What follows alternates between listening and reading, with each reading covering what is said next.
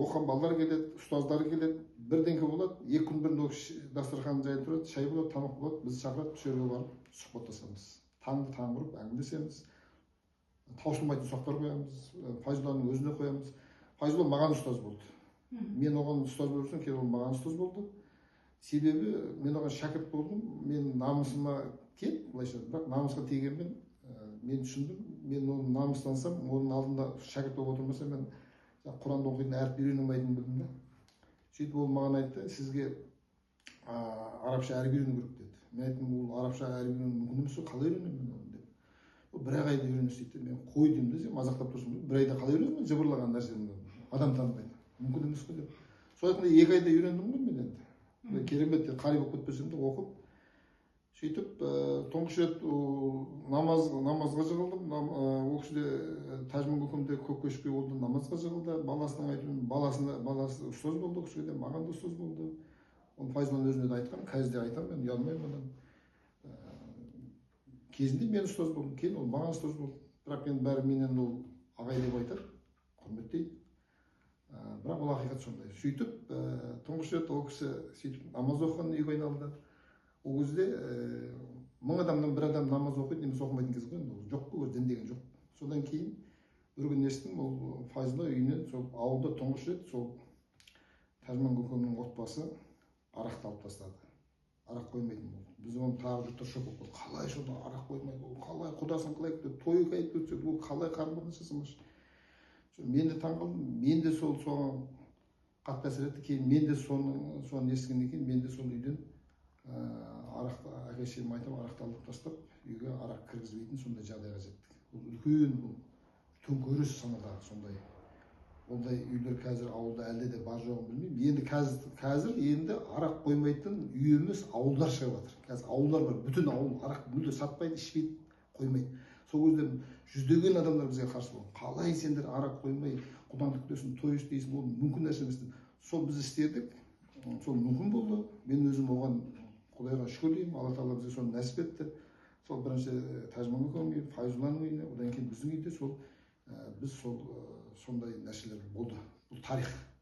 Сондықтан иман ұялаған бұл үлгі өнеге, анау қазағымыз жалпы даналық сөздер бар, кітаптарда бар айтады. Қалай өмір сүрсең, дүниеден солай өтесің дейді. Дүниеден қалай өтсең, ақыретте солай тірілесің дейді.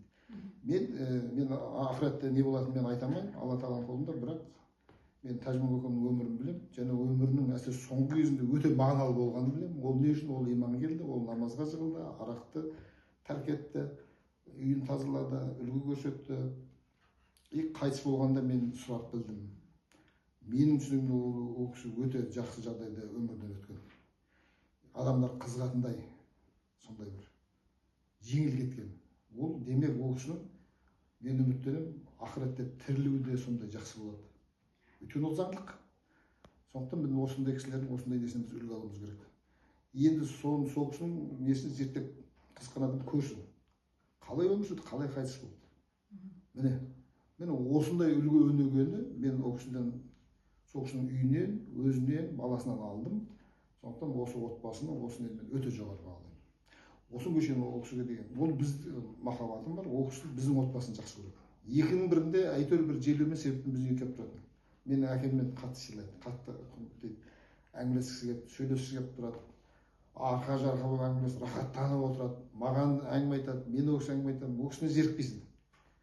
Қандай тема, қандай тақырып, адамның көңіліне қарайды, бір нәрсе айтпайды артық. Сөйтіп, қазір енді ондай әңгімелесетін адамдар жоқ ауылда. Мысалы үшін айтсын, мен оқысап басқа адамдардан әңгімелесем деп айта алмаймын мысалы. Сондай жақсы адамнан айырылып қалдық, кетіп қалды. Бірақ үлгендерін тастап кетті.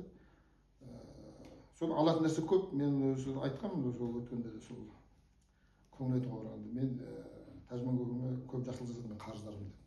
Қарыздар болғанда сол көп жақсылықтарым көп. Одан кейін қанша қонақтар келетін, бәрінде мен сол жерде дастарханда отырдым, біз шақыратын.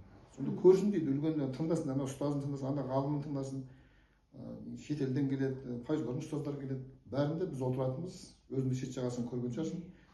Таңда таңға отырып әңгімелесетінбіз, жалықпайтынбыз, шаршамайтынбыз. Сөйтіп біз қалыптастық, тәрбиелендік. Осындай нәрселерді мен айтамын.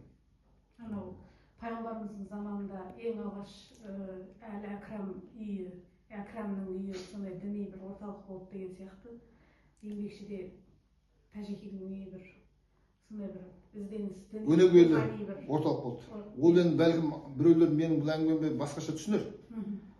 Ой, өзіміздің ана ауылда әңгіме ғой, ойбай өзіміздің пәленше ғой, өзіміздің тәжірибеміз ғой, ойбай соны сөйтіп сондай дейсің ба деген сияқты. Ол түсінбеушілік әңгіме. Ол сондықтан да мен олай деп түсінбеймін. Мен бұны шын жүректен айтып отырмын. Ол өзіне де осылай айтқан. Сондықтан да сондай үлгі өнегелер, жақсылықтар кейде жаныңызда жүреді сіздің, елеусіз болып жүреді ол. Ол бір міндетті түрде аспаннан бір келмейді бірдеңе, адам таң қалдыратындай болмайды. Ол кейін кеткен кезде сен сезінесің. Содан айырылып қалған кезде түсінеді да адам. Жақсылықты мына көзбен көз біле бермейді, кеткен кезде біледі. Қазір сол кісінің орнын басатын сондай адамдар жоқ қазір. Қазір біреулерге ақша берсең сондай бір жұмыс істейді, болмаса біраздан кейін мен жалықтым, шаршадым, мен мазаламаңдаршы, мен істемей ақ қояйыншы деп шығады. Ол кісі кім ақша берді сонда ұйымдастыруға? Ол өзі күйіп пісіп өзі жүреді. Өзі барады, шыдай алмайды. Ол кісінің жаратылысы сондай, айтып отырмын ғой, жаратылысы сондай.